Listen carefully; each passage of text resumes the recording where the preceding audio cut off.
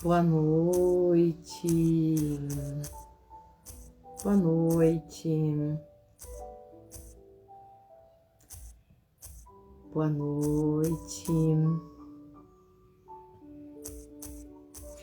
Eu tô tentando digitar aqui. Boa noite, meninas. Professor já tá aí. Edith, minhas amigas. A Tamares. Boa noite, viu? Boa noite a todos. Boa noite, Marta. Um grande beijo, minha amiga. Edith, um grande beijo. Vai ficar com a gente, Edith, até o final? Marta também. A Tamares também. Vai entrar todo mundo? Vai ficar todo mundo aí? Porque olha só, Vanderleia. Deixa eu ver se já deu. Deu. São 20 horas, né? Então hoje nós vamos começar pontualmente às 20 horas. Na vez passada a gente atrasou um pouquinho. Mando um beijo para todos, tá? E uma coisa importante, se vocês puderem, eu vou fazer isso, eu sempre faço, né? Mandar a nossa live para algumas pessoas, pelo menos umas 10, deixa eu ver aqui.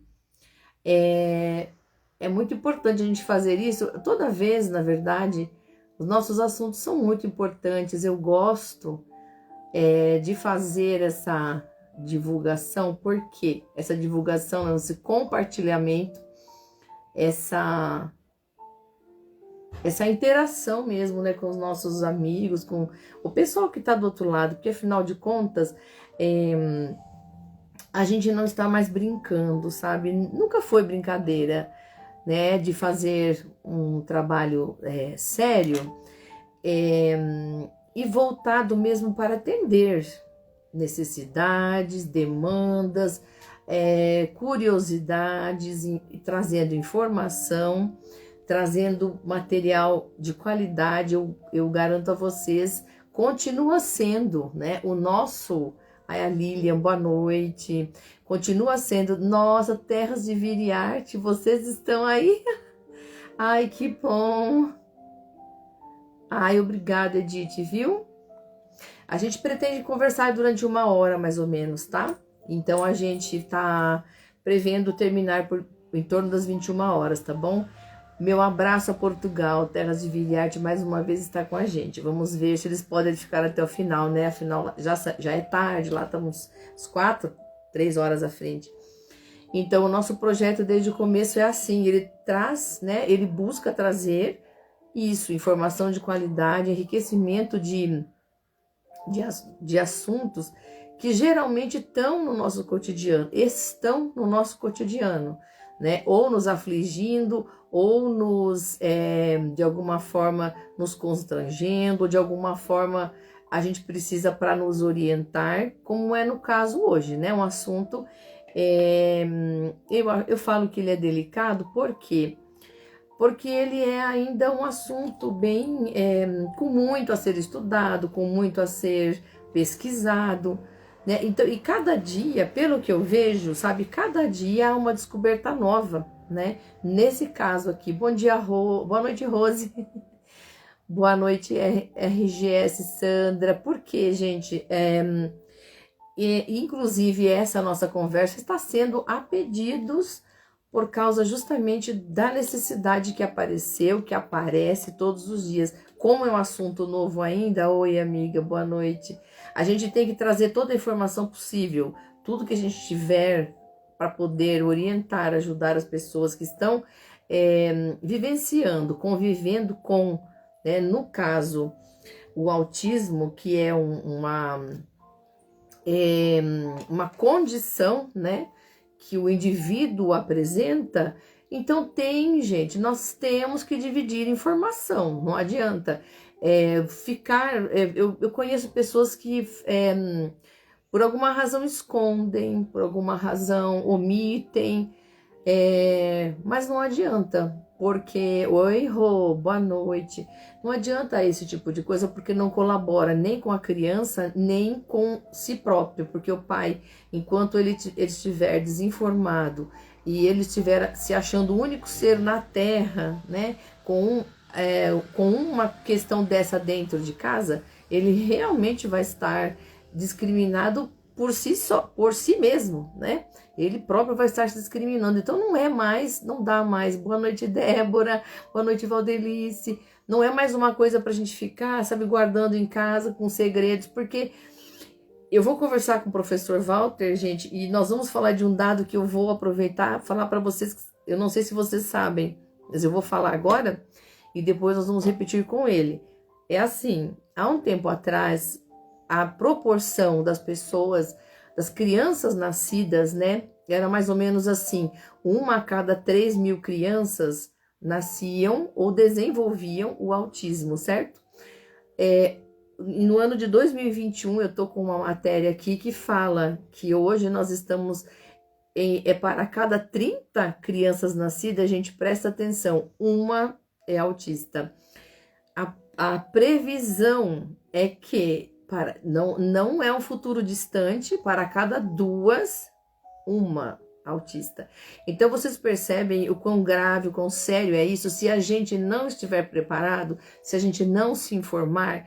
Então hoje, mais uma vez, o professor Walter, que é uma pessoa super capacitada no assunto, aqui em Cabreúva, quando se fala em autismo, a pessoa que vem à mente, o profissional que vem à mente é o professor Walter, porque ele lida há muitos anos com essa área e com essa especificidade, na verdade, né? Então, vou convidar o nosso amigo, uma pessoa maravilhosa, cadê? Eu vou convidar ele, pera só um minutinho. Gente, se vocês tiverem perguntas, façam, viu? Porque nós queremos. Aí, convidei Walter, professor Walter. E quem tiver aí aperto o coraçãozinho, que é para essa live ir longe, ela é muito importante, muito importante. A gente quer ajudar quem estiver precisando de informação. Ai, meu Deus, olha nós de novo, professor. Boa noite. Cadê você, meu querido? Por que eu não estou te vendo? Espera lá, deixa eu ver que tá me ouvindo? Eu estou te ouvindo, mas não estou te vendo. Pode ser que o telefone esteja virado, a câmera esteja virada. Veja. Ainda não. Não estou te ouvindo. Isso, gente. Bastante coraçãozinho, viu? Bastante coraçãozinho. A gente tá se propondo a fazer mais uma vez. E foi há 1 ano atrás, praticamente, foi no dia 23 de abril de 2000. Na verdade, foi há 2 anos. Ah, isto. Aê. Isso. Agora só falta virar para você. Beleza. Volta para você. Aê. E agora Aí sim. sim. Você acredita que foi em 2021 que a gente conversou? Pois é. 23 de abril, 23 de abril de 2021. Já faz tudo isso. Oi, Thelma. Bastante tempo, né? De lá para cá, quanta coisa aconteceu, né? E aí, eu fiz. Deixa eu te cumprimentar primeiro. Boa noite, meu querido. Boa noite a todos. E um prazer estar aqui com você de novo. Prazer é meu. Agradeço, inclusive, a sua disponibilidade, tá? Porque eu sei o quanto que você tem uma vida corrida, agitada. Agradeço de novo, tá? Porque eu sei que é difícil. E naquela época, no 21 em abril de 2021, de lá para cá, só me fala isso antes para a gente fazer uma introdução. Mudou muita coisa do que a gente sabia, mudou alguma coisa a respeito de tudo, do universo em si, né, dos assuntos tratados em relação ao autismo? Olha, em relação à ciência, na verdade, né, os conhecimentos, eu penso que não. Tem muita coisa ainda está em estudo, mas não tem muitas novidades em relação. Porém, eu acho que o que mudou é esse envolvimento ainda, a quantidade, né, de casos que hoje a gente tem, as dificuldades enfrentadas, os desafios encontrados na escola, na sociedade, eu acho que isso mudou no sentido de amplificar ainda isso, né? Nesse sentido Sim, ainda, eu acho que está sendo falado mais ainda, né, porque é uma demanda grande, tem aumentado a sim. cada dia. Ainda mais Tá, por conta deu, da pandemia, né? E eu acho que sim, existe uma influência aí pós-pandemia e já vínhamos, né, com um trabalho grande, né, árduo aí, né, para dar voz a todo indivíduo que tem uma deficiência, né? Mas falando especificamente do autismo, é uma luta, né, dar voz a este sim. público. E aí com a pandemia, né, mexeu com todo mundo, agora a gente retoma a isso e aí mais dificuldades e desafios, né, a serem enfrentados. Nesse sentido, eu digo que, né, há mudanças, né? Sim, mas você percebeu então as pessoas mais interessadas em procurar saber as informações também, então? Edith, fica à vontade, minha querida, viu? Fica à vontade. Deixa eu ver aqui o que ela está dizendo. Já vi um caso de autismo? Ah, tá. Ai, ela deve estar comentando ali a respeito das pessoas adultas, né? As adultas com autismo, as pessoas adultas. A gente hoje está descobrindo, inclusive, né, ainda continuando a sua linha de raciocínios, você também pode me corrigir. Oi, Silvia. Que tem se descoberto entre os adultos, não é? Casos do autismo, né? E como fazer nessa hora, meu Deus? Porque se lidar, porque eu não sei se é mais fácil lidar com a criança ou com o adulto que se descobre. O que que você acha?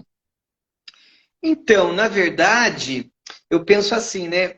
Até enquanto professor, hoje eu me questiono e me lembro e converso com colegas, né? Minha esposa, que também é professora, e aí a gente pensa, né? Às vezes lá atrás, isso, seja há 20 anos atrás, a gente tinha alunos Sim, na sala de aula que hoje a gente sabe, né? Que havia ali um desenvolvimento que estava prejudicado e às vezes era autismo e nós não tínhamos conhecimento algum. E esse indivíduo, hoje, ele é um adulto, né? E que não foi dado sim, nenhuma assistência específica para ele lá, né? Que faltou pela estrutura da própria sociedade, e hoje ele é um adulto. Então, eu acho que trabalhar com a criança ou adulto, na verdade, eu não consigo medir, né? Porque tudo é um desafio, né? Em cada momento da fase. Para a criança é um desafio, né? O adolescente, e aí a família, mas para o adulto, para esse indivíduo, né? Para viver em sociedade, é difícil para ele também, né? Se ele não tem um apoio também, né? Daqueles que. O núcleo de apoio das pessoas que estão ao seu redor e a própria sociedade, para ele é um desafio enorme viver esta vida, né? nossa. Então, assim, né, tinha aquelas. Porque a gente vê hoje, pelos sintomas que a gente vê hoje, e que a gente já sabe que se refere a uma pessoa com autismo, né, uma criança com autismo, então era atribuído assim a uma rebeldia, ou aquela falta de atenção, aquela, né, não era participativo, não se socializava. Então era tudo isso, ou era timidez, ou era rebeldia mesmo, ou era né, uma insubordinação. Boa noite, Delicata 20. Como é que, né? Era difícil, porque hoje, se a gente consegue diagnosticar, no passado era tudo uma panela só, né? O rebelde vai para a diretoria e acabou-se, né? Palmatória comendo solta.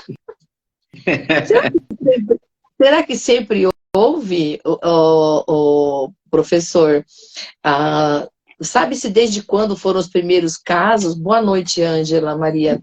Você tem ideia de quando foi os primeiros casos? Você sabe disso, desse dado? Não, não tenho esse dado específico, não. A gente vê, né, que assim, já há muito tempo, né, quando a gente pega a história e na cronologia, né, pensando nas pessoas com deficiência, isso qualquer uma, e o autismo também, a gente vê que já é de longa data, né? Porque antes, qualquer tipo de deficiência, muitas vezes era escondida mesmo, né? As crianças, o adolescente ali, como ele não vivia em sociedade, porque havia uma discriminação muito forte, né? Se ainda hoje há preconceitos e ainda há, né? existência, imagina, né, lá atrás, sem conhecimento algum, e a própria família, né, não tendo apoio nenhum e sendo criticada, julgada, né? Então, isso já é de longa data, né? Então, a gente tem casos até de contenções, né, de crianças, né, que ficavam amarradas, né, ficavam acorrentadas, né? Então, hoje a gente sabe disso, e que antigamente era escondido, né? Não se falava, mas isso já é de longa data, não é de pouco tempo. É que hoje a coisa, graças a Deus, por todo este movimento, né? Pela busca de conhecimento e de inclusão, eu acredito mesmo que hoje as coisas estão mais claras, né? Ainda que precisa esclarecer muito mais, mas está bem mais do que antes. Hoje a gente consegue falar até um pouco com mais um pouco de tranquilidade, até um pouco mais, menos tabu, né? Porque você vê, a gente está falando aqui desse assunto, e a pedido de alguns pais que me falaram, olha, estou sofrendo essa dificuldade, para mim está difícil de lidar com isso, não temos apoio. Eu tenho aqui, inclusive, porque eu fiz, né, uma pesquisa, e eu tenho, mas assim, relatos imensos, né? De pessoas falando das dificuldades, tanto para lidar no âmbito escolar, no âmbito viagem de avião, nos tratamentos, principalmente, né? Quando você busca tratamento, que você já tem aí uma consciência, boa noite Douglas, boa noite Marli, e você vai, por exemplo, no plano de saúde, a gente acha que a gente vai ter um respaldo, a gente acha que a gente vai ter um amparo. Como está faltando profissional da área para poder tratar disso? Quem são os profissionais? É uma equipe multidisciplinar, a gente já sabe, né? São vários profissionais envolvidos. E repete para mim, porque você já falou, né? Mas no âmbito ali dos cuidados com a criança ou com o adulto, quais são os principais profissionais que poderão ajudar? Você trabalhou muito tempo na PAI, né? Isso. Então, os profissionais dessa equipe multidisciplinar, né, todos eles são importantes em cada estrutura, né? Mas o próprio, né, o psicólogo, o fisioterapeuta, terapeuta ocupacional, psicopedagogo, fonoaudiólogo, né? São profissionais de extrema importância. Claro que cada um tem uma especificidade, às vezes a demanda é mais na área da psicologia, às vezes a demanda é mais na área da fonoaudiologia, né? Às vezes a demanda é mais na área da psicopedagogia. Vai depender aí, né, do perfil desse indivíduo, né? Mas todos esses profissionais são extremamente importantes. Cada um na sua área, ele dá sustento, ele dá tranquilidade, ele dá ferramentas, ele dá caminhos, né? Para que possa o indivíduo trabalhar com ele mesmo e quem está ao seu redor, né? Como trabalhar, né? Como lidar, como manejar ali o comportamento, né? A ajudar a estimulação, o desenvolvimento desse indivíduo. Você me falou no nosso outro encontro que são 3 pontos fundamentais, né, para a gente observar na criança, porque enquanto não se tem um laudo, a gente fica meio boiando, não sabe nem por onde começar. Ai, meu filho, ele é quieto. Será que ele tem algum problema? Muito quieto, né? Mas, ok. Mas quais são os sintomas que a gente pode começar a observar? Na comunicação, né? No trato social, na socialização, e tem mais um que eu não me lembro. Fala um pouco pra gente, porque assim, eu tô sendo mais objetiva dessa vez. Tá sem som? Tá sem som, Débora? Eu tô com um foninho aqui que é para transmitir a minha voz. Mas tá sem. Você tá me ouvindo, Walter? Eu tô. Você tá me ouvindo? Tô. Então, tá. Então já vai voltar, Débora. O que eu dizia mesmo, a pessoa, então, como que...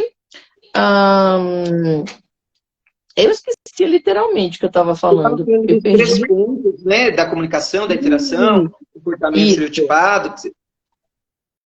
Isso. Para a gente observar, por exemplo, o fonoaudiólogo, quando ele tiver uma dificuldade de comunicação, né? E quais são os outros sintomas? Era isso que eu queria saber. A mexida no cabelo. Eu estou vencendo. Eu estou amadurecendo. Eu mexia muito no cabelo, ela está observando. Não mexo mais, olha que beleza. Alguma coisa tem que melhorar, né, Edith? Então, ela tinha falado, a Edith tinha comentado que no passado, né, as pessoas eram levadas assim, sabe, tá? Ele é uma pessoa assim, ausente. Ah, é ausente, é personalidade, né? Ou se não é muito nervoso, quebra tudo. É personalidade forte, né? Muito difícil. Obrigado, Leia. E aí, quais os sintomas para a gente ficar atento, na verdade, nesse âmbito, né? Social, comunicação e o outro que eu não lembro. Então, Janete, é muito legal a gente pensar que hoje, né, graças a Deus, com o conhecimento que hoje nós adquirimos, isso facilita muito para a gente identificar, né, sinais para levantar hipóteses, né? E é isso que daí depois, através de uma avaliação multidisciplinar, o profissional vai verificar, né? Cada área aí da comunicação, da interação, dos comportamentos, né, desse indivíduo, desse sujeito, se ele é elegível, né, para o autismo. Porém, assim, a minha colocação, né, pode ser uma posição minha pessoal, pelo que eu vejo na prática, hoje em dia, como é um transtorno de espectro, né, então ele varia muito, né, para cada indivíduo, é muito personalizado, apesar de ter esta base que é igual para todos, né, essa dificuldade na comunicação, na interação, no comportamento. Mas, como ainda assim há uma diferença muito grande nesse espectro, isso às vezes ainda confunde muitas pessoas ainda, e tem esse perigo ainda, né, das pessoas a diagnosticarem muitas vezes, né, as pessoas, né, já dando laudos, né. Hoje eu tenho visto, né, eu trabalho, né, numa unidade escolar, sou diretor de uma escola de 0 a 3 anos de educação infantil, e a gente também, né, faz uma avaliação pedagógica, muitas vezes da criança, identifica dentro da faixa etária que ela está, né, que às vezes está com algum determinados estímulos, ela não está respondendo de acordo com a faixa etária, então também nós, né, vamos avaliar, vamos entender, né, pedagogicamente falando. E às vezes a gente faz encaminhamentos para uma investigação, para verificar se de repente, né, com os profissionais que possam ter esse olhar clínico, para identificar se está tudo bem, ou se precisa só estimulação aqui, ou se pode, né, ser aí uma hipótese de autismo.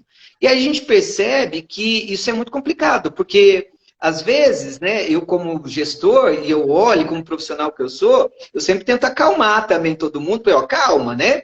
Vamos fazer um trabalho e sair do achismo ou de um senso comum, né? A gente tem que ter base, né? A gente tem que ter realmente, ser especialista ali, seja na pedagogia, então, para poder identificar e fazer a nossa parte e vamos embora com outros profissionais. Porque senão, infelizmente, Janete, ainda tem, né, essa questão da rotulação.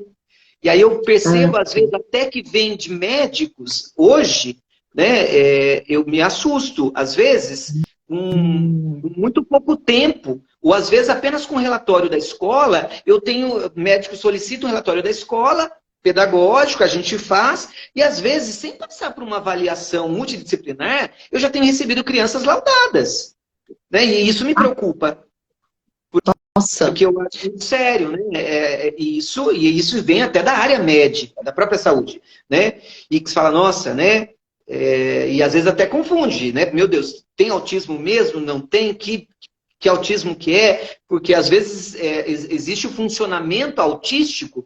Você pode ter um funcionamento autístico em determinados momentos, né? E fases, e não necessariamente a pessoa ser autista. Ela tem um funcionamento autístico e pode até ter uma outra deficiência, pode ter um outro problema, né? Não necessariamente autismo, mas ela tem um funcionamento. Como todos nós, na verdade, em algum momento a gente pode aparecer um funcionamento autístico, né? Sim, sim. Agora, é interessante porque, veja bem, boa noite a todos que estão entrando, viu? Fiquem conosco. Estamos falando sobre o autismo. Eu gostaria de fixar o tema, mas eu não consegui, gente, eu não sei fazer isso ainda. A gente, na verdade, também, se você veja bem, existe traços, né, em crianças que já se sabe que elas têm é laudada, passada já por uma avaliação, né?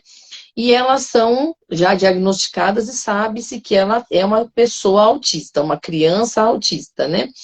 E tem aquilo de a gente achar que eles têm um traço assim só de ou é muito aéreo, ou é exercícios repetitivos, ou é aquilo. E às vezes o superdotado, como isso eu achei incrível, porque há neles sim uma característica que eu percebi também disso, de uma facilidade. Como se dá? Você entende por que se dá essa facilidade de superdotados que são, sabe, crianças com 5 anos falando inglês fluentemente, e, assim, não fluentemente, mas falando um vocabulário muito vasto, né, muito cedo, falando coisas, então, que para mim é o contrário daquela criança ausente, quieta, antissocial, tará, ou tá tudo na mesma criança, pode acontecer. Então, na verdade, existe, né, dentro aí das classificações, para entender, existe um indivíduo que pode ter a superdotação.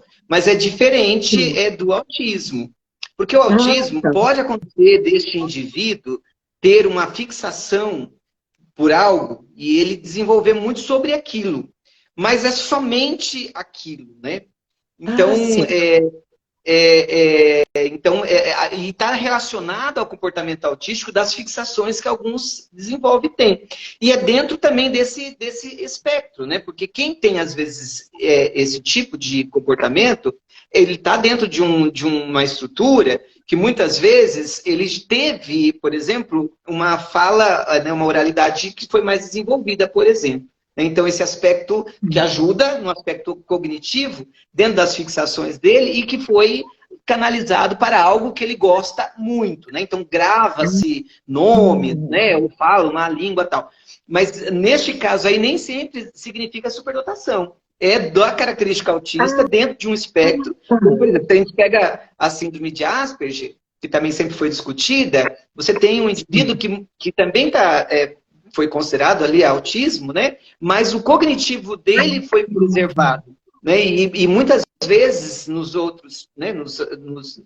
Nos autismos onde foi mais prejudicado a área cognitiva, isso já não acontece, né? Então, muitas vezes, a questão da fala, tem muitos autistas que conseguiu desenvolver na comunicação a oralidade, mas muitos não têm a oralidade desenvolvida, né? Isso influencia em todo o aspecto do desenvolvimento cognitivo.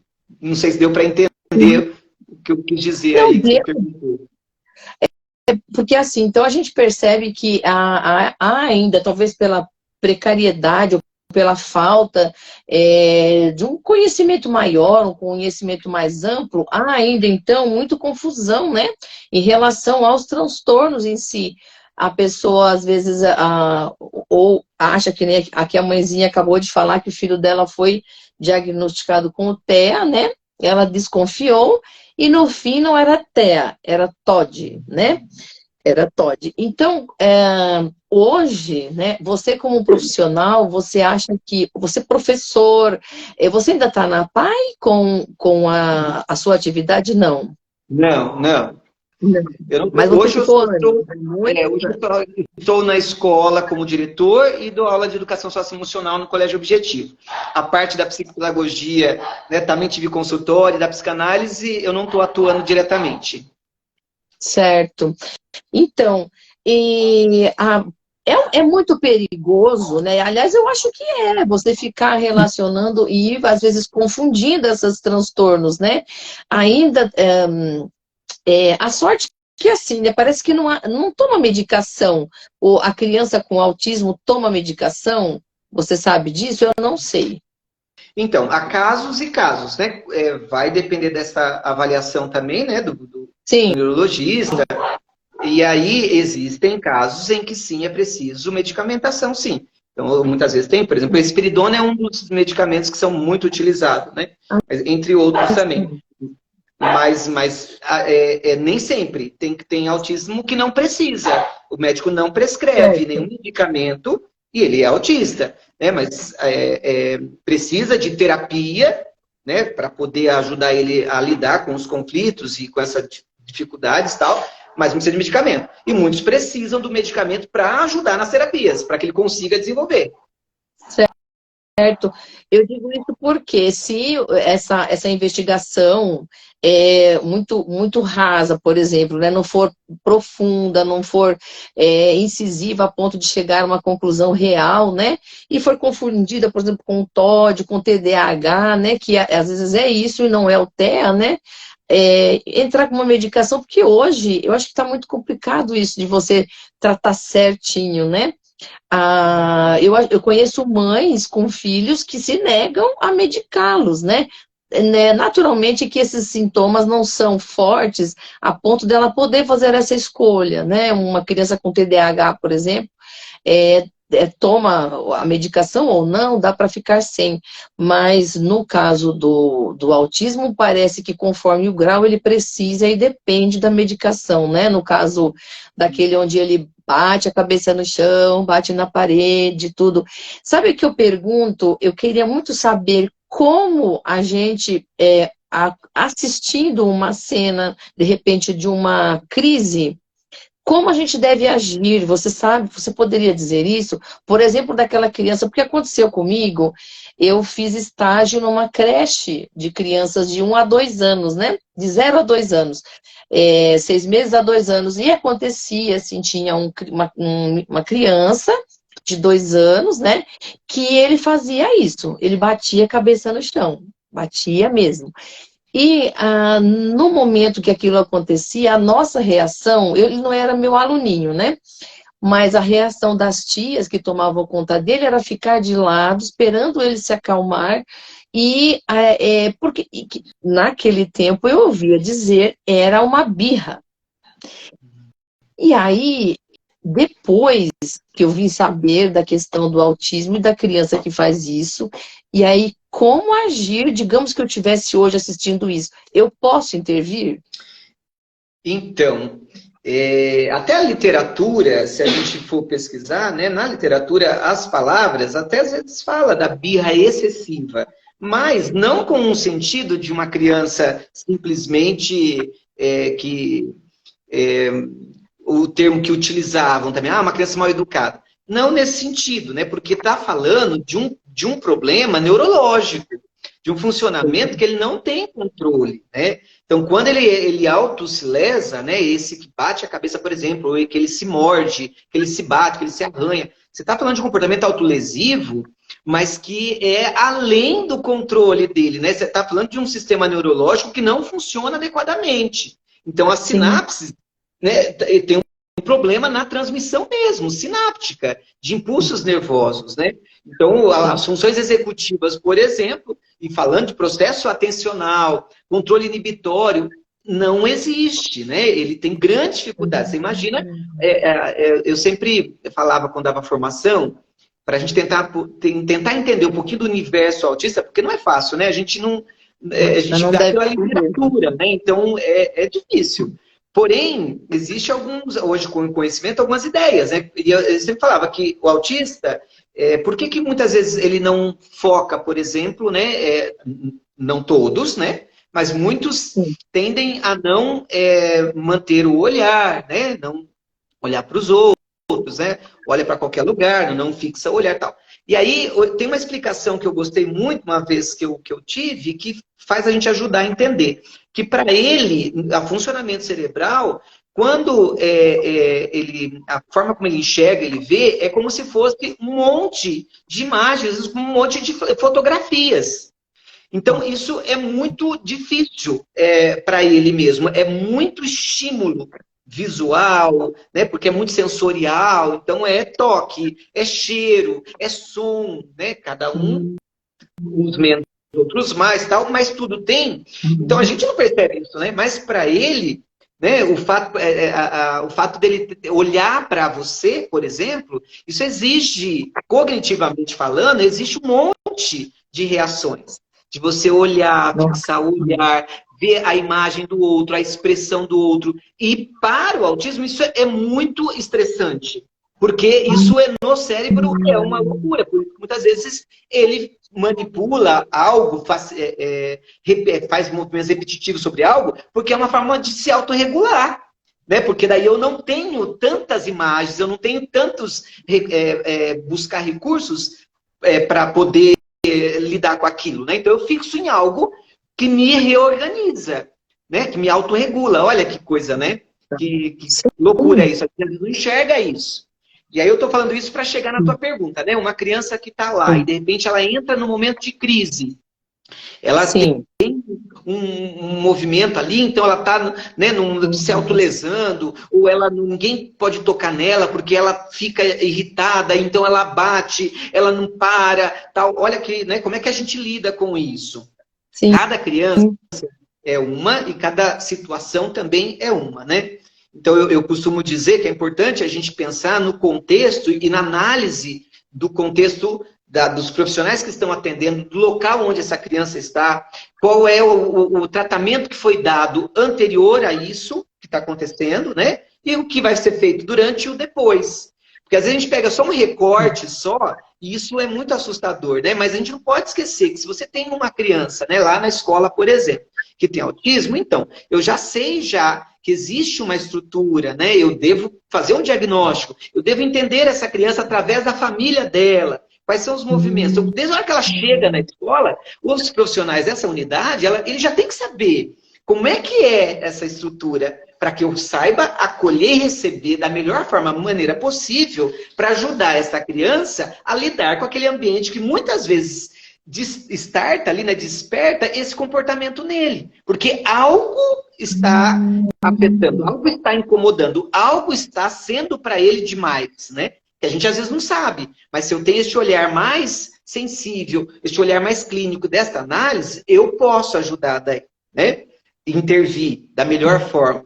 E às vezes até antecipando esse comportamento, porque às vezes o que provocou aquele comportamento eu não percebi, mas às vezes foi um barulho, foi um som, foi uma forma como eu peguei, foi alguma coisa que aconteceu.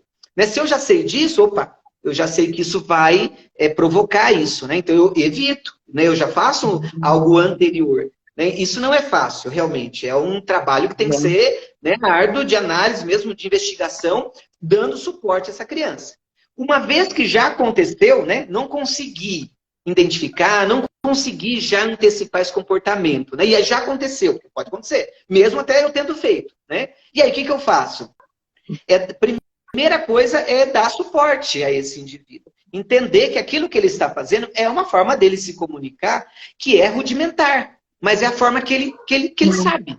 É a forma que ele tem. Né? Então, eu preciso desse suporte. E aí, se é autolesivo, eu vou proteger. Eu vou conter, né? E esperar até que ele consiga se autorregular. Né? Se existe algo que eu posso oferecer para ele que autorregule, eu vou saber. Às vezes eu ofereço... Eu vou dar um exemplo, tá? De uma criança, eu atendi crianças, às vezes, que ela tinha um comportamento estereotipado, ela se autorregulava com um copinho plástico na mão, movimentando. Por exemplo. Tá? Sim. Exemplo. Né? Então, às vezes, a pessoa, ela precisa disso. Né? E, de repente, ela se autorregula, mexendo no... Ok, é uma forma, é um comportamento estereotipado dela, que é exatamente para se autorregular. Então, eu ajudo ela a enfrentar isso, que com o tempo, se eu ajudar, ela pode até deixar isso se eu substituo por algo mais funcional, né? Algo que seja mais adequado para a inclusão dela. Enquanto isso, eu posso também oferecer, não há problema algum. Eu estou dando suporte a ela para ela ajudar ela a voltar, né, no estado de tolerância dela. Né? É fase, é um período, né, que acontece e eu preciso ajudar ela a retornar naquele momento de autorregulação. Sim, nossa, meu Deus, que difícil, né? Aqui tem um professor que ele está dizendo que ele já presenciou crise, e o pai e uma mãe, mais duas pessoas não conseguiram conter o adolescente, inclusive no dia ele se mordeu, precisou suturar o local da mordida. Ou seja, pode ir às últimas consequências realmente, dele se machucar gravemente mesmo. E ele não tem noção do que ele está fazendo em si mesmo, né? Sim, ele não tem noção. Olha, que bacana, né? A gente pensar, e aí quanto maior, né, um adolescente já, quanto mais velho, olha, ele está desenvolvendo, então é mais forte, né, fisicamente, né? Sim. Então é mais difícil ainda, né, como ele lidar com aquilo, porque ele não tem, dependendo do estado ali, ele não tem muitas vezes até a consciência, né, do que está de fato ocorrendo, e é uma forma de ele conseguir se manifestar. Então, é difícil mesmo. Mas só para você entender também, né, me vem a experiência, tinha também um adolescente que eu atendia, né, e a equipe atendia, e às vezes ele entrava em crise também assim, mas obviamente, né, como eu falei, cada lugar é um contexto. Eu estava no ambiente da PAI, nós estávamos num ambiente mais controlável, né, porque nós tínhamos todos os profissionais ali, num ambiente preparado para recebê-lo, né, e ajudar. Então, olha, é diferente de pensar no ambiente, de repente, lá na casa ou lá na escola, onde não, de repente, não está todo mundo pronto para isso, né? E aí, mesmo assim, às vezes nós, como seres humanos, né, e dali também todos os profissionais, às vezes na crise, nós também ficávamos perdidos, né, para contê-lo. Ele era muito forte também, ele também, né, tinha esse movimento, tal. E um dia, nós todos envolvidos ali, ele teve uma crise muito forte. Sabe o que acalmou ele? Ele gostava, ele tinha uns comportamentos estereotipados, e às vezes ele batia com palmas, né, ou em algum lugar, e ele gostava do toque. Ele gostava do toque da mão. A gente às vezes ia e batia nele, ele tinha o toque. E isso ajudava ele. E aquele dia nem o toque estava dando. Um profissional pegou um espaguete, aqueles de piscina, né? E brincando com ele, percebeu que ele foi acalmando, ele deu as costas na crise dele. E ela ficou massageando, batendo nas costas dele. Isso trouxe a autorregulação dele. Só para entender, né? Olha que loucura, né? Às vezes é um negócio tão simples, né? E para aquele momento, aquilo trouxe a calmaria dele. Né? Então, ele precisava sentir isso no corpo dele. Eram as batidas, né? Era com espaguete, então não doía nada, mas era forte, né? E aquele movimento sensorial o trouxe equilíbrio novamente. Né? Então, às vezes a gente fica tão assustado, preocupado, tal, e na escola, né? E o profissional não pensa em estratégias, né? Que de repente é algo que pode ajudá-lo a regular ele, né? Por exemplo. Sim, é esse caso, Ana Patrício, que você está querendo que ele cite? É esse caso, o professor Walter? É esse caso que a Ana Patrício pediu para você contar uma experiência de um aluno no portão da escola, que ele sempre tinha crise para entrar na escola. E como foi que você fez para ajudar os profissionais da escola a talvez conter o aluno ou ajudá-lo a entrar? Como foi isso? Não, esse caso é um outro caso, mas é interessante também, porque esse era um adolescente e ele realmente tinha grandes dificuldades de ir para a escola, de adentrar a escola, e às vezes, então, ele batia nos armários, né? Tinha um movimento mais brusco ali no manejo. E aí, o que a gente tentou fazer e que deu super resultado, e até esse adolescente, eu acho que ela está aqui ainda, tem uma pessoa que entrou, uma graça aí, uma amiga, Edielen, e ela foi, na época, uma grande parceira, porque ela era a DE na escola, e ela que ficava com essa criança, né? E ela foi um aprendizado muito grande, eu me lembro com ela, porque nos desesperos, mas a gente foi, ajudou tal, e um dia depois ela falou, Walter, eu fui fazer pedagogia, e aí no meu TCC eu fiz sobre autismo, pela experiência que ela viveu, né, e o quanto foi positivo ela ver a evolução dessa criança.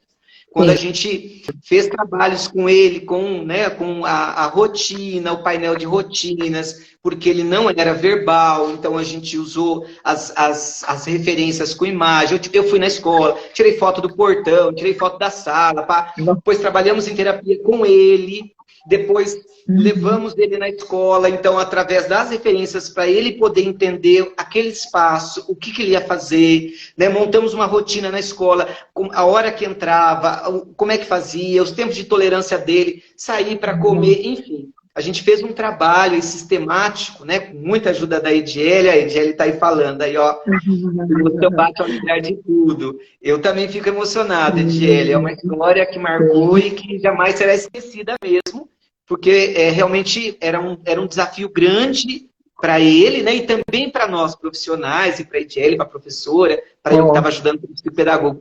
E foi um resultado impressionante, porque foi possível que ele ficasse na escola e conseguisse desenvolver comportamento e aprender, né, na medida, dentro do perfil dele, individualizado, mas ele se manter lá e se socializar, conseguir interagir com a EDL, depois com os outros, com as crianças, né? Então foi muito legal mesmo. E essa criança, esse adolescente, ele estava em que nível, em que grau? 1, 2 ou 3?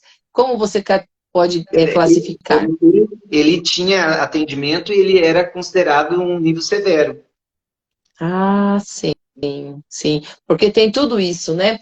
Aqui tem uma pessoa que comentou a respeito de como é que a gente faz, né, no caso de uma pessoa se descoberta aos 53 anos, né? E tendo comportamentos do tipo, eu acho que não sei se ele fica agressivo, mas depois ele cai num choro profundo. Como agir? E ele se descobriu com essa idade autista. Gente, eu não tenho ideia do que... Como começar tudo de novo? É reaprender?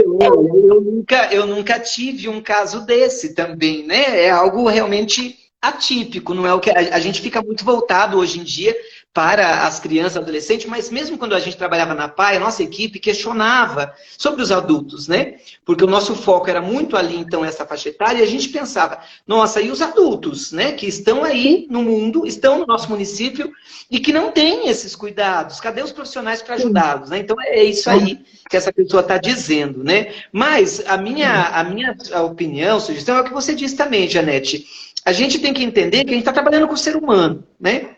Então, não importa, né, a idade, quanto foi, mas ele tem uma característica do autismo, e se realmente isso acontece, nós vamos trabalhar com ele também como faz com os outros, né? Tentando entender o universo desse indivíduo, ser suporte para ele, estimulá-lo naquilo que é preciso, né, de acordo com onde ele chegou. Eu sempre costumo dizer também que, independente de tudo, nós precisamos trabalhar, isso não é só no autismo, é na vida, né, Janete? Eu penso assim tudo, né? Eu preciso, antes de mais nada, desenvolver amor, eu tenho que ter amor. Né? O amor, ele supera tudo, né? Ele é preciso, ele é necessário na humanidade. Então, às vezes, a pessoa fala assim, mas eu não tenho preparação, eu não estudei. Claro que é importante, né? Claro que é necessário, né? Mas também não adianta estudar.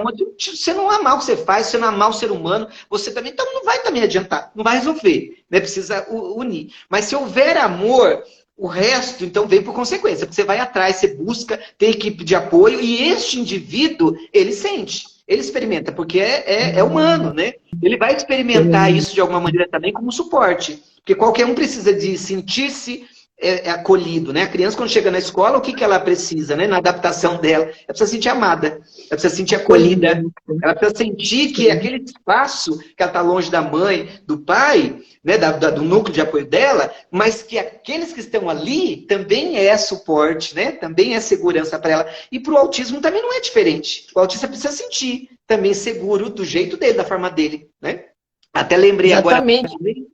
Janete, que tem estudos, né, que mostram que muitas vezes o autista ele interage, e tem até vídeos gravados de algumas situações, que quem acalma, né, autorregula muitas vezes na crise, é um animal, é um cachorro. Já vi. Né? Você já viu isso? Já vi. Né? E é interessante porque volta também aquela ideia que o cachorro tá ali, olha, ele suporta, ele acolhe, da forma, ele sente o amor ali, né, na crise do outro, né? E ele não exige tanto, né? Ele só tá na presença mostrando que eu tô aqui, né? Mas ele não exige pro autismo, né? Até expressão, né? Olhares, não. Né? O cachorro fica mais inerte. Ali, muitas vezes, aquilo, só de estar junto ali, né, demonstrando, já ajuda aquele indivíduo. Sim. E você acha que é uma pergunta também que me veio à mente, a pessoa só nasce com autismo, não desenvolve ao longo da vida, certo? Segundo o que nós temos de conhecimento científico, né, o autismo ele não é ainda comprovadamente dizendo que é genético. Porém, ele sempre, se pegar na literatura, existe ainda estudos, mas que considera-se que há indicativos, né, que tenha também condição genética. Não é algo que você simplesmente, né, desenvolveu. E aí tem várias teorias, né, também, que às vezes a questão, são teorias, né? Não tem nada comprovado, mas a questão de uso, às vezes, de medicamentos na gestação, uso de drogas, bebidas, blá, blá. Então, várias situações, né, que possam ser um início aí de acontecer, né, da criança, né, do indivíduo nascer e ter o autismo, né? Sim. Eu fico muito preocupada, né? Porque eu imagino assim, eu fico preocupada, eu digo, eu fico reflexiva, né? No caso, quando a gente pode pensar, né, quando a gente para pensar, que pode acontecer de você estar convivendo com uma pessoa com esse transtorno, né? Ela própria não sabe, você também não sabe, porém, né? Tem aquilo de você ficar não é possível que isso tudo seja uma reação natural, etc. Pode ser que tenha aí algum transtorno, né? E aí, hoje, me assustou essa proporção, você tá por dentro dela, de cada 30 crianças, uma criança com o autismo. Eu vi essa estudiosa falando que não vai demorar muito, a proporção tá de 1 para 2. Isso para mim, eu falei assim, nossa, é altamente preocupante, porque nós vamos ter uma sociedade, então, a partir daí, aonde vamos ter que ter muitos profissionais capacitados, porque, inclusive, isso foi citado por uma mãe, né, que descobriu no seu filho pequenino, agora, o autismo, né, e a carência absoluta, né, de todo tipo de profissional, né? Seja na rede pública, seja na rede de convênios, porque ela até fez uma lista aqui, desde fonoaudiólogo, neuropediatra, que ela está buscando, que ela é uma mãe que está querendo oferecer o melhor para o seu filho, né? E ela não está achando, nem na rede pública, nem na rede dos convênios, e psicólogos, eu acho, TO, até fonos, né? Tanto no particular, mas com o preparo para a criança com a deficiência, né? Então, assim, até você diria que é uma tendência, seria super assim, é uma tendência que haja mais profissionais se preparando para lidar com isso a nível de futuro, que também não está tão longe. Seria isso uma tendência, de repente, a solução, ou pelo menos uma ajuda para chegar na melhor convivência possível? Janete, a gente pode conversar aí, né? E o pessoal dá a sugestão, né? O que eles acham. Mas o que eu penso sobre isso é o seguinte: acredito sim que a gente tem tido até mais profissionais, pessoas interessadas e tem buscado, né, se especializar, mas é claro que ainda precisa muito, né, com certeza. Mas o ponto que eu vejo que é um problema que não é só no autismo. O autismo hoje acaba sendo potencializado porque a gente está vendo a demanda, né? Você falou aí dessa proporção, e que eu me lembro, há 10 anos atrás, né? Fiquei na PAI há 10 anos atrás, né? Eu já saí da PAI há 5 anos. Fiquei lá, né, mais 5 anos. Então, há 10 anos atrás, quando nós iniciamos lá o programa, foi logo quando, em 2012, veio a lei que obrigava as crianças autistas a terem o direito também de estarem nas salas comuns do ensino regular.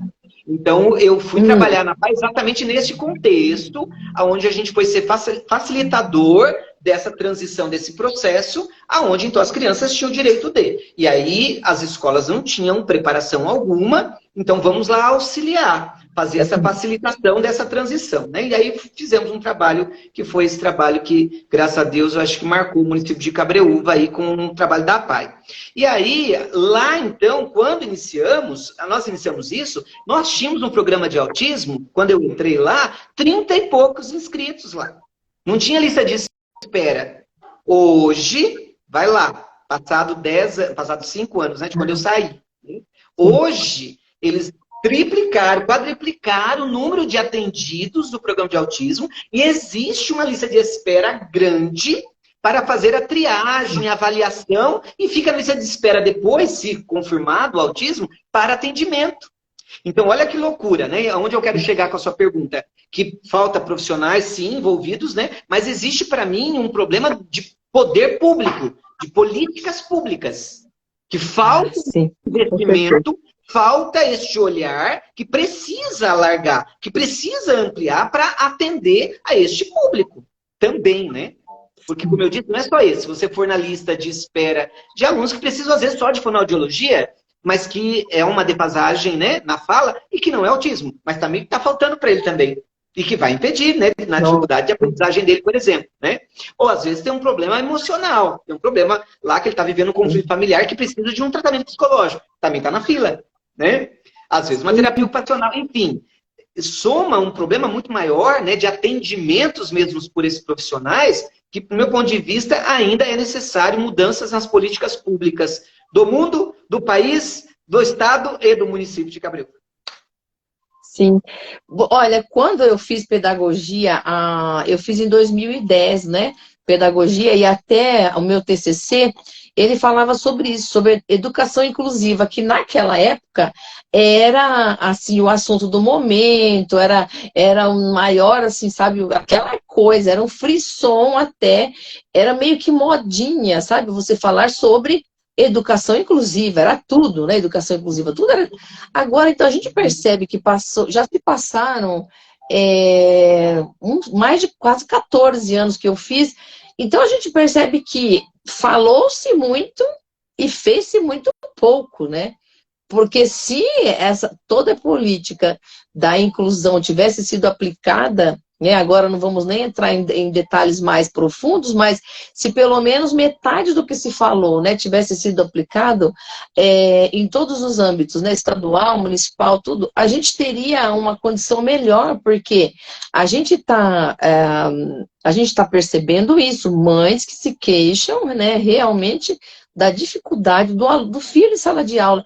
E você acha, hoje eles tem salas especiais para os autistas especificamente ou não? Aqui no município de Cabreúva, nós temos no estado uma sala de recurso para 6 escolas que tem no município estadual, né? Então, é para atendimento, né? Então, de todos, então, obviamente, não atende a todos, né? Vários fatores aí. Mas existe uma sala de recursos que foi conquistada com muito suor. Ela veio tardiamente, porque era uma solicitação, né, da rede estadual, os diretores e aí todas as equipes, e aí conquistou-se só há um tempo uma sala com briga judicial, etc. Tal. No município também teve uma briga, que a partir deste ano que passou, iniciou-se salas de recursos também, né, abriu-se uma sala de recursos no centro também, e a proposta é que também faça uma aqui também na região território aqui, né? É o início, graças a Deus, né? É um pontapé, mas obviamente não ainda atende a necessidade, a demanda, né? Até tem aqui ó, dado claro, tem uma terapeuta ocupacional que está aqui conosco, ela é da PAI, ela trabalha lá, ela está me dizendo que tem 143 hoje matriculados.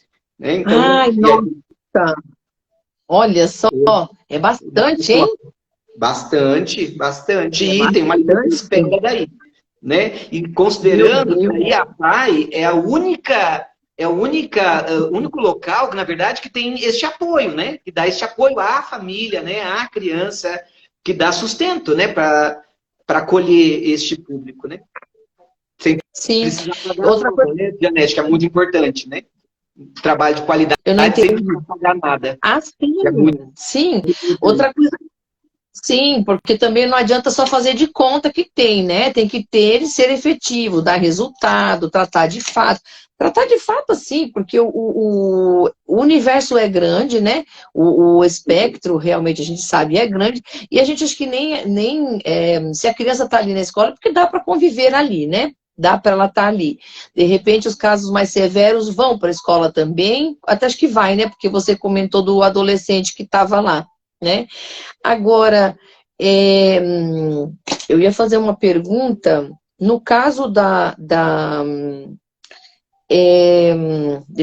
eu fiz uma anotação aqui. Deixa eu ver se foi na perguntinha aqui. Que palestra maravilhosa. Ai, Walter, né? Olha, você palestra.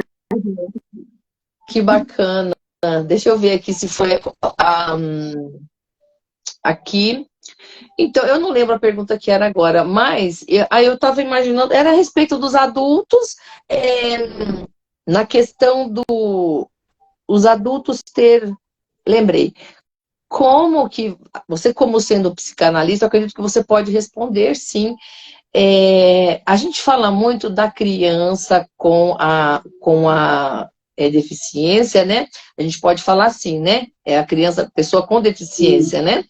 A gente fala muito da pessoa com deficiência e tudo que envolve ela, tá. Mas e quem cuida dessas crianças? Sabe? Os pais. Como preparar esses pais? Existe programa de orientação aos pais, sabe? Tira o aluno fora. O aluno não vem hoje. Hoje é só o pai. E vamos trabalhar a cabecinha do pai. Mas tem isso, gente? Infelizmente, Não. não, gente. Quando Ai, meu na APAE, não sei agora como é que está, né? Mas acredito que sim. Lá nós tínhamos programas, né? Junto ao psicólogo, né? E a equipe ajudava para a gente também fazer esse acolhimento, essa ajuda junto à frente dos pais, porque a gente sabe da necessidade, né? Mas fora isso, né, infelizmente não se tem nenhum programa, não tem nada, né, no município para dar assistência às famílias nesse sentido. Elas são assistidas muito pontualmente pela criança quando surge a necessidade ali. Não é nada, muitas vezes, para acolher este pai, esta mãe, essa família, nesse núcleo de apoio que precisa também de cuidados, né? Aí, como psicanalista, eu vou dizer, né? Como qualquer outro tipo de deficiência, como eu disse, não precisa ser o autismo. A gente está falando do autismo porque é um tema, né? Mas é em tudo na vida. Quando nós temos um problema dentro da nossa casa, seja nosso filho, nosso esposo, nossa esposa, qualquer membro ali, se a gente fica envolvido demais com aquilo ali, a família também adoece, né? Nós também adoecemos, precisamos também de apoio. Nós precisamos também de ajuda para cuidar da gente, para poder cuidar do outro. Este é um olhar que eu acredito muito, né? E levanto essa bandeira, né? Um olhar, eu acho que é dentro da sociedade hoje em dia se busca muito, né? Esse olhar humano, integral, né? Desse ser humano integral. E a gente trabalha isso hoje pela BNCC, eu acho maravilhoso essa ideia que trouxe a BNCC, né? De olhar para o ser humano integral. E esse ser humano integral é a nossa criança lá, mas também é aquele indivíduo que está em casa que tem a sua criança interior, né? Todos nós somos... né? Manifestamos a nossa criança que um dia nós fomos, que às vezes não foi cuidada também, né? Que precisa ser cuidada. Aí é o meu olhar psicanalítico da coisa, mas que é extremamente importante. Bonitinho. Ah, gente, é muito amor, sabe? Olha, eu acho que precisa de ajuda, né, Xanda? Ó, a Ana Patrícia está dizendo que é um projeto dela, porque sabe o que eu penso? Sabe? No meu curto entendimento, mas eu sou bem... eu fico atenta a esse tipo de coisa, eu percebo que o seguinte, sabe? As dificuldades nas crianças, principalmente nas crianças, porque se você tratar bem a criança, você não vai precisar se preocupar tanto com o adulto, né? No caso, trabalhar ele desde cedinho, tudo, você não vai precisar se preocupar tanto com o adulto. Então, eu acho que se trabalhasse os pais, nós teríamos crianças com menos crises, por exemplo. Porque, por exemplo, reunir todos os pais que têm as crianças laudadas ou não laudadas, com uma desconfiança apenas, né? E juntar todos eles e falar, olha, a primeira coisa é isso, a segunda coisa é isso, a terceira coisa fazer é isso, sabe? Dá para eles uma cartilinha. E, logicamente, tudo baseado, fundamentado no amor, que eu acho que, eu até comentei esses dias, que parece que essa doença, não é doença, eu não sei, como é que a gente classifica, né, esse transtorno? Ele veio para fazer com que os pais olhem mais para os seus filhos, parece isso, parece uma coisa assim, sabe aquilo? Porque no fundo, eles estão pedindo atenção, carinho, amor, dedicação, né?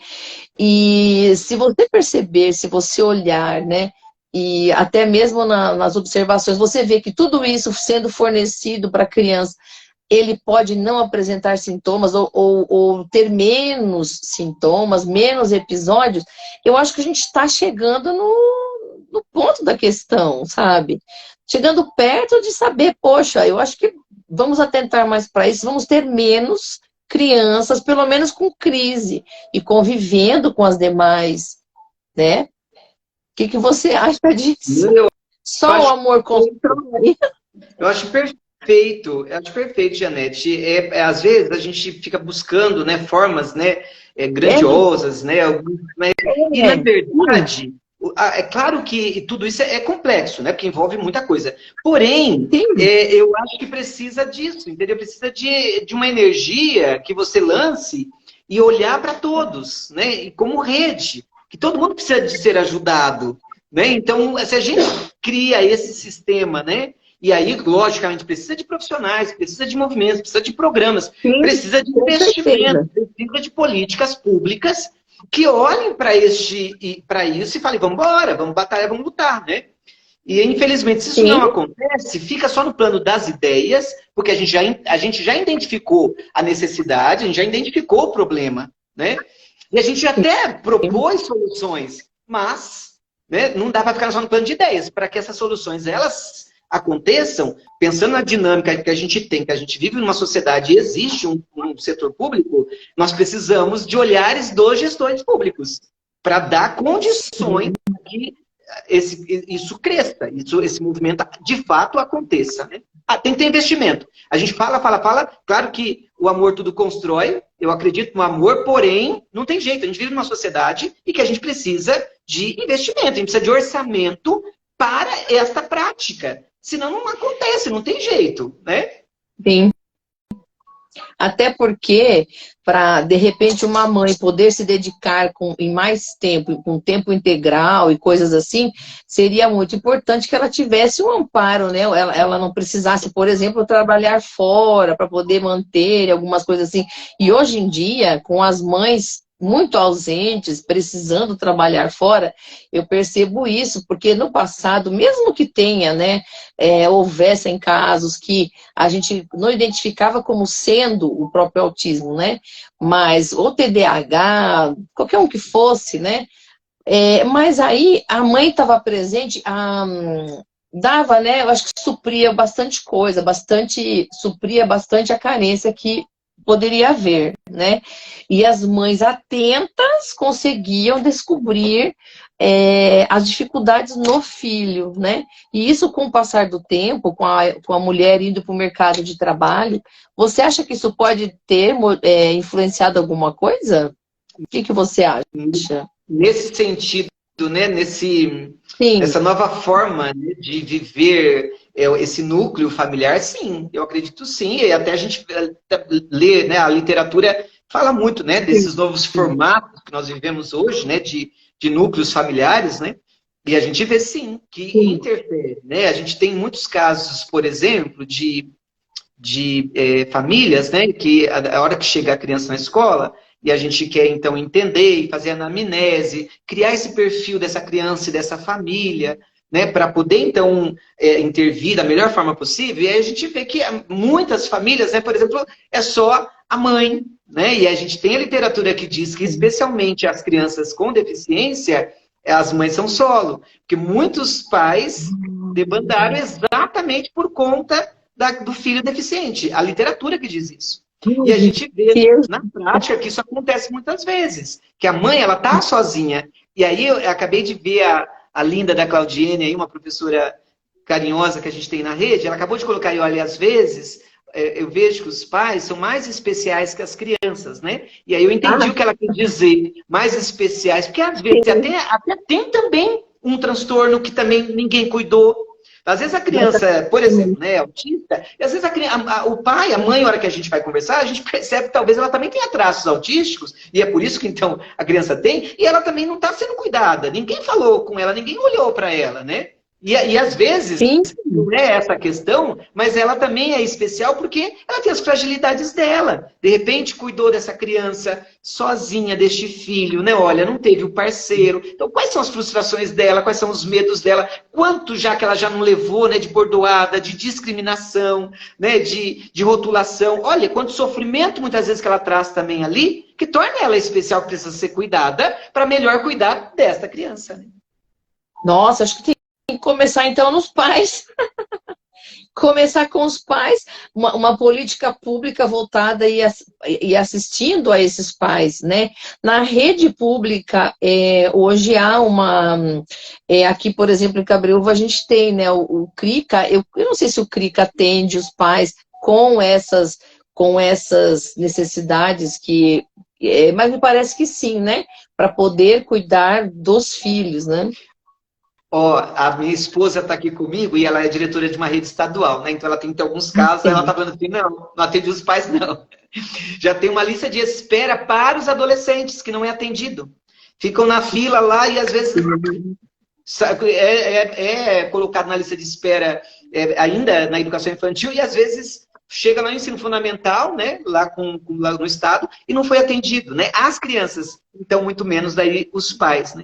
Eu acredito, claro, né, se tivesse algum profissional da saúde aí, poderia nos falar melhor para a gente não pecar, né? Às vezes, é claro que pontualmente, com certeza, numa necessidade, eu acredito que, né, acaba sendo, né, atendido, às vezes até por uma demanda de vulnerabilidade e tal. Mas não é uma prática, não é um projeto recorrente, sistemático e constante, né? Que necessitaria para esse olhar dos pais. E você acredita que pode ter, sim, uma ponta ou um iceberg da genética nesse caso, transmitido de pais para filhos? Você acredita nisso? Então, a gente tem visto na prática, né? Como eu falei, a literatura ela não bate o martelo, mas coloca, né, que pode ter indicativos, né, de ser uma questão genética. E aí, na prática, muitas vezes a gente tem visto isso, né? Que às vezes uma criança ela tem autismo e aí vai fazer o levantamento, né, do histórico e às vezes na família você acaba encontrando, né? Às vezes a gente está tendo casos que na família tem lá o irmãozinho que veio também tem autismo. Então, isso sugere, né, Janete? Como eu disse, não dá para afirmar porque não tem ainda comprovação científica, mas eles estão estudando. Existe... eu sei, não sei te falar com precisão, mas eu sei que tem um grupo que é pago até pelo exterior aí, que trabalha só com as questões da genética, investigando sobre o autismo, né? Então, porque eles têm indicativo. Então, eles estão investigando para comparar, validar isso geneticamente, se de fato é. Porém, como eu disse, na prática, muitas vezes a gente tem visto no histórico familiar que também tem sim, né? E às vezes, como eu disse, irmãozinhos, né? Acaba tendo, né, 2 irmãos, às vezes 3 irmãos que têm autismo. Então sugere, né? Então, genética. Sim, uma coisa que nos conforta, né? Eu digo isso enquanto membro da sociedade, como um cidadão, né? E uma pessoa que eu gosto muito, eu tive na área da educação, mas eu gosto muito de todas essas áreas assim que envolve principalmente comportamento, desenvolvimento humano, tudo, de os pais terem menos resistência, né, em expor os filhos. Eu fiz esses dias um comentário, porque assim, quando acontecia muito no passado, hoje ainda tem, eu conheço pais que não gostam de expor a condição do filho. Sim. Sabe? Isso ainda acontece? Então me fala isso, acontece? Acontece sim. E aí, eu entendo por 2 motivos, né? Às vezes há esse esconder aí e tal, porque existe, né, essa falta de aceitação mesmo que precisa cuidar deste indivíduo, né? Deste pai, desta mãe, desse cuidador, precisa cuidar dele, porque há uma frustração, né? Há um luto vivido muitas vezes, né? Há uma expectativa que não foi atendida, enfim, é do ser humano. Então é preciso trabalhar isso nesse indivíduo para que passe da fase, muitas vezes, da negação, que existe, às vezes, uma negação. Quando eu não aceito, não quero exportar, às vezes estou negando algo e é um mecanismo de defesa desse indivíduo para conseguir suportar aquilo que é doloroso para ele, né? Tem uma historinha, eu acho que você já deve ter visto, Janete, né, que sempre fala, né, que é interessante também, que mostra que ter um filho muitas vezes deficiente é você pegar um avião, programar uma viagem e tal, né, para um determinado lugar, mas de repente você chega num lugar completamente diferente, né, que fala uma outra linguagem. Você pensou em ir lá para os Estados Unidos, você fez curso de inglês, só que você cai lá no Japão.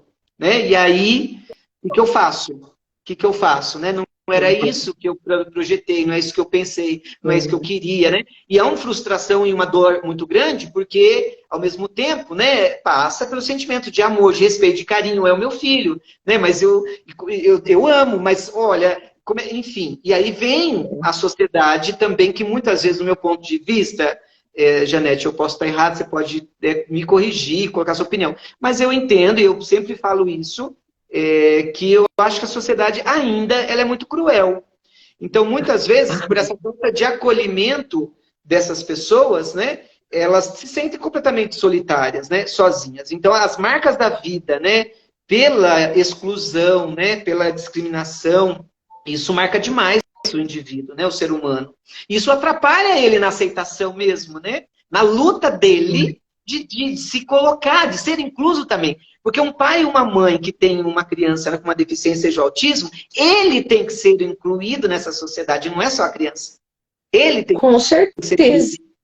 E às vezes ele não se sente também tão incluso, né? Ele se sente à margem de tudo isso. Isso é horrível, porque não é meu filho que está à margem, mas eu estou projetando meu filho, aquilo que, porque tá rejeitando meu filho, está me rejeitando.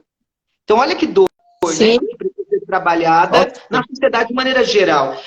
Às vezes eu falo para o pessoal lá na escola que eu trabalho, né? Olha, nós trabalhamos com as crianças aqui e a gente tem todo um papel, uma função, né? Somos profissionais, Sim. mas além disso, nós somos seres humanos, a gente vive uma sociedade, a gente é cidadão, Sim. e toda a sociedade ela é responsável pelas crianças, pelo outro, né? Então a sociedade não entendeu ainda isso. Ela não entendeu que todo mundo é responsável um pelo outro, tem uma corresponsabilidade. Eu tenho que cuidar, né? Mas infelizmente às vezes não é o que a gente vê, né? Todo mundo fica delegando, transportando, passando que o problema não é meu, né? O problema é seu, se vira, isso não é comigo, né? Então, e aí é muito doloroso isso. Sim. E assim, doloroso e traumatizante, né? Porque enquanto o pai tiver disposto, a mãe tiver disposto, eu acho que facilita um pouco as coisas, porque ele próprio está buscando, né? Eu tinha, boa noite, Márcia, atrasada, que pena, deixa eu ver quem mais aqui. O CRICA atende agora alguns familiares com demanda específica na PAI, tem grupo de apoio e de assistentes sociais que dão apoio quando necessário. Vai ficar gravada essa live? Vai sim, viu? Eu pretendo, vai ficar. Eu queria até citar aqui uma coisa que parece que quando alguma pessoa famosa entra na jogada, né, e fala como aconteceu com o Marcos Mion. Você conhece o Marcos Mion, Sim. professor Walter? Sim, Conhece, né? Então, assim, foi o caso mais famoso que eu conheci, né, e eu percebi ele lutando por bastante coisas, bastante pontos, né, para favorecer mesmo a vida, tanto as famílias como a vida do autista, por exemplo, né? Porque ele tem um caso na família. E eu costumo dizer até que parece que tem um antes e um depois do Marcos Mion, porque ele conseguiu até leis, bastante coisas, né? Eu não estou a par de todas. Nós vamos trazer, eu até gostaria de aproveitar a nossa audiência, deixa eu falar aqui, muita gente bacana. Olha, no dia 16, a gente pretende trazer, né, uma nutricionista para dizer como que a nutrição pode ajudar numa melhor convivência do autista com o seu transtorno.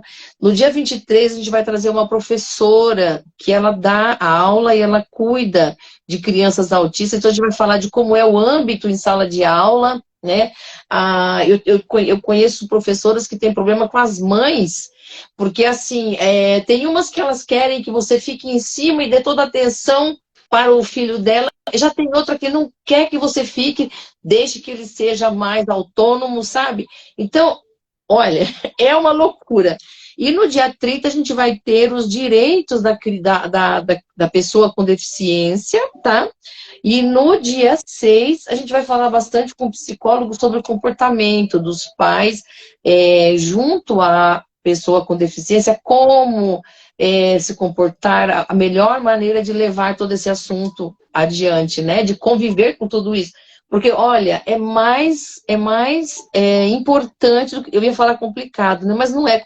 É mais importante do que se pode imaginar. Todos esses assuntos se conversando, né? Conversando entre si em função de uma coisa. Agora, cada vez mais eu percebo que, nossa, como que um caso como esse, uma especialidade como essa, ou né, uma deficiência como essa, está fazendo com que as pessoas se voltem ou para dentro da sua casa, para olhar para o seu filho, né? No caso, se um pai de uma família se descobre, imagina com quase 60 anos, então volta a olhar para o pai, e a gente percebe que parece que é um movimento do universo para trazer as pessoas para o sabe, a interiorização, a valorização disso, né? Eu fiz bastante perguntas. Eu não sei se você tem mais alguma coisa que você queira acrescentar. Nós já vamos às 9h20 de novo. A nossa live passou bastante. Na hora aí, que delícia, Você viu? viu? Muito bom. Passou rápido. Fale pra gente alguma coisa. Se mais alguém tiver alguma pergunta, pode fazer, né? A gente vai, daqui uns minutos a gente encerra. Fale pra gente, né? Uma mensagem, alguma coisa que conforte, alguma palavra que conforte, né?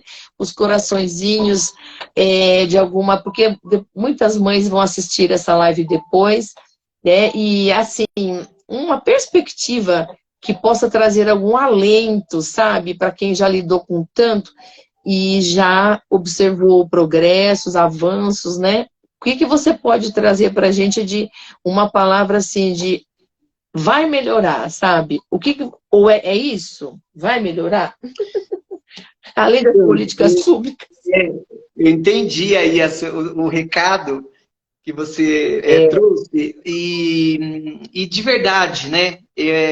Eu penso da seguinte maneira: a gente não pode tampar o sol com a peneira, né? O que significa isso? Sim, é desafiador tudo que a gente tem vivido neste mundo e atualmente, né? A gente tem um cenário político extremamente desestimulante, né? Ele traz um descrédito muito grande, né? E aí a gente tem um problema, né? Educacional, um problema na saúde, um problema na segurança. E a gente, infelizmente, a gente não pode tampar só com a peneira. A gente tem desafios muito grandes de vivência em sociedade, né, Janete? Porém, né, o que traz de motivação, olha, é isso, né? Pessoas como eu, como você, como todos que estão aqui, que estão tirando um tempo, porque acreditam que é possível mudar assim. E eu acredito nisso, né? Cada um fazendo a sua parte. Eu sei que às vezes as coisas demoram, a gente se frustra, porque a gente gostaria que a coisa, né, fosse mais rápido, sim, porque tem condições, há possibilidades, né? Mas o fato de nós estarmos militando, levantando a bandeira, cada um no seu lugar, cada como pai, como mãe, como profissional, professor, educador, EADE, psicólogo, cada um no seu lugar, fazendo o melhor possível, se unindo para a gente discutir, refletir, ir atrás de mais, eu acredito sim que é possível, que a gente pode somar forças. Aos pais, especialmente, que às vezes sofrem, né, por sentirem muito abandono, é pensar que tem muita gente que discrimina, tem muita gente que não está preocupada, mas não se apegue a esses. Tem pessoas que estão olhando para vocês, para esse público, tem pessoas boas, tem pessoas com coragem, com força, entendeu? Una-se a essa, a gente tem que se pensar assim, tem que se unir com aqueles que acreditam, para a gente se motivar, né? E vamos junto. Né? Um vai, outro vai, a gente vai engrossando o caldo. E aí, só para concluir essa fala, eu vi que a Solange, a Aparecida, até colocou, é uma professora da rede também, e falou que havia os guardiões da primeiríssima infância, que olhava para isso, né? Porque nós temos um comitê municipal da primeiríssima infância, que é um projeto de São Paulo pela primeiríssima infância, né? E que envolve um trabalho intersetorial, que é fantástico, que é com a assistência social, a educação e a saúde, né? A gente houve aí algumas mudanças, né? E aí, infelizmente, houve uma desarticulação deste comitê, mas que, olha que legal, né? Tá retomando. Hoje mesmo eu tive uma reunião tentando retomar esse comitê novamente, né? Amanhã a gente tem uma reunião com os secretários, com a vice-prefeita, para levar projetos, E tem um projeto maravilhoso, que é se o município fazer a adesão, é um projeto para se unir, uma rede internacional, né? O Marcos Tonucci, não sei se vocês conhecem, mas ele é referência internacionalmente para este olhar para a primeiríssima infância. E ele está vindo aqui para o Brasil, vai ter um congresso semana que vem, até quem quiser, eu mando o link aí, tem ainda condições de se inscrever, um congresso em Jundiaí, que tem um trabalho avançado na primeiríssima infância, né? E a gente vai levar amanhã propostas, porque tem nesse projeto, tem até para o município, se fizer adesão, ele está disponibilizando uma bolsa-mestrado para alguém do comitê, para ser um pesquisador do monitoramento do desenvolvimento infantil no município. Olha que coisa maravilhosa. Então, se a gente não vai não descobre, não busca e procura, a coisa não acontece. Então, é só para vocês saberem que algumas pessoas que valorizam a primeiríssima infância, e eu digo que eu sou uma dessas, que gosto, que luto, eu estou indo amanhã também, para a gente buscar melhorar, né, o trabalho aqui dentro do município de Cabreúva. Basta que o gestor público faça adesão, né, disso. Ele diga, não, ok, a gente topa e disponibiliza um profissional para ser o pesquisador aí, fazer esse trabalho. Pronto. Né, isso já é um grande, né, pontapé aí. Só para vocês saberem que na prática é isso, gente. É cada um tentando, lutando aí, a gente vence sim. E quando você tiver a resposta disso, que eu quero que seja favorável, que a gente consiga sim, que o nosso município consiga sim, né? Tudo isso que você está indo buscar, né? Vem contar pra gente, né? Venha nos contar e para a gente ficar mais feliz. Mais felizinho, sabendo que tem sim alguém olhando por nós, alguém olhando pelo pessoal, pelas pessoas que estão com os portadores da deficiência, porque no caso, primeiríssima infância vai tratar de todos os assuntos pertinentes à primeiríssima infância, que é a parte mais importante do desenvolvimento do ser humano. Começa na primeiríssima infância, né? E é tão importante, muito importante, né? Então, assim, eu tô mais uma vez muito grata pela nossa conversa, porque ela abriu de uma forma, mas você fecha ela dando pra gente esperança, sabe? Isso é muito bom. Eu fico maravilhada mais uma vez. Muito obrigada mesmo. E você sendo uma pessoa com tanta vivência, influência e assim, o conhecimento que você tem e busca, né? A gente tem certeza de que você, junto com Ana Patrício, essa amiga, aquela Claudiene, cadê aquela sua amiga? Que ela também, Edielen. Então, são pessoas que você vê, elas estão engajadas, gente. A gente precisa de mais pessoas como essas para poder engrossar esse grupo, para ir buscar as melhorias que a gente precisa tanto para poder cuidar disso tudo. Não, obrigada, viu? Algumas pessoas eu não conheço, que é do seu núcleo aí, né? Mas tem várias professoras aí, ó, Roberto Oliveira, Ediane, trabalha em educação, a Alexandra, né? Então, olha que maravilha, são todas as pessoas aí que estão na rede, e olha que legal, né? Estar aqui, para mim, gente, parabéns, maravilha, porque são pessoas que têm um interesse igual ao nosso, né? A gente quer se unir para o bem das nossas crianças, trabalhamos com amor, é isso aí, né? Que a gente continue militando mesmo, juntos aí, trabalho formiguinha, mas a gente caminha, né? E a gente se ajuda, né? Dá esperança um pro outro, pra gente não desanimar, isso aí. Valeu, seu Diego, legal. Formiga carrega quantas vezes o peso dela, viu? Formiguinha, a gente nem pode desmerecer formiguinha. A gente tem... Exatamente. Formiguinha tem muita força, viu? Tem muita força. Eu acredito no trabalho das formiguinhas e que vocês sejam essas formiguinhas valentes aí. Mais uma vez, né, muito obrigado. Todo mundo que esteve conosco. E aí, para os nossos próximos encontros também, estão todas as quintas-feiras, daqui até a semana do dia 2, quando a gente entra, né, no dia 2, acho que é o dia 2, domingo, que é o dia da conscientização mundial, né, a respeito do autismo em si, né, falando disso, né, mas hoje, um dia, eu não sei se você também, obrigada, Cris, um dia desses a gente falar sobre o TDAH, porque eu nunca vi uma, assim, é como uma febre, é como se fosse uma virose, mas é muitas pessoas com o TDAH, né? Muitas.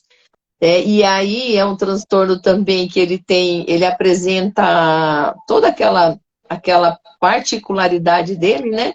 E a gente também tem que aprender a falar sobre isso, conviver com isso, e vamos falar sobre isso, porque olha, e assim, né? Talvez num grau menos preocupante, ou num grau menos severo, né?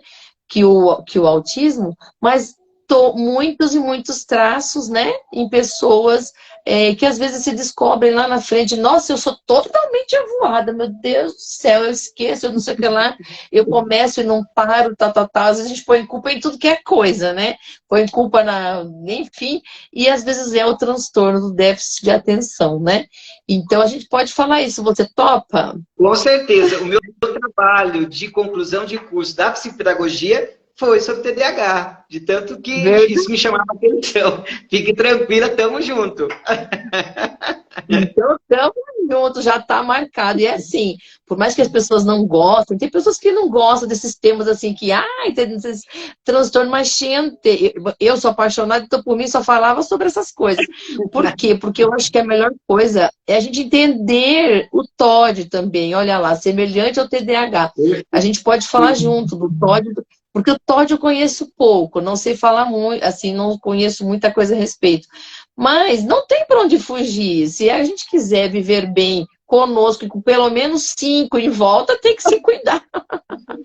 Se entender, não é? Muito obrigada, Walter, viu? Mais uma vez. Deus te abençoe. Obrigado a todos aí que participaram com a gente aí, gente. Obrigado pelo carinho, pelas palavras aí de apoio. Isso também motiva muito a gente para a gente continuar nosso trabalho, viu? Muito obrigado mesmo. Tamo juntos, tá? Precisar de mim, vocês sabem onde me encontrar. Pessoa maravilhosa. Toda vez que eu falo de você, sobre você, é só coisa boa que a gente ouve, gente. Então, como eu disse, a gente não está brincando de fazer entrevista, a gente está trazendo pessoas de gabarito e que podem sim agregar muito no nosso dia a dia e melhorar a nossa vida, né? Eu acho. Obrigado de novo, meu amigo. Boa noite, viu? Deus abençoe. Obrigado, beijo em todo mundo. Até a próxima, se Deus quiser. Quinta-feira, nós vamos trazer. Eu estou tentando trazer a nossa nutricionista para falar, então, como a gente vai começar a melhorar, porque além do abraço e do amor, a nutrição pode ajudar, não é? Então, vamos ver, tá bom? Um beijo, tchau, viu, Walter? Um abraço. Beijo na sua esposa também. E valeu mais uma vez. Valeu. Dessa vez deu tudo certo. Obrigado, Walter. Professor, boa noite. Gente, fica com Deus. Um beijo.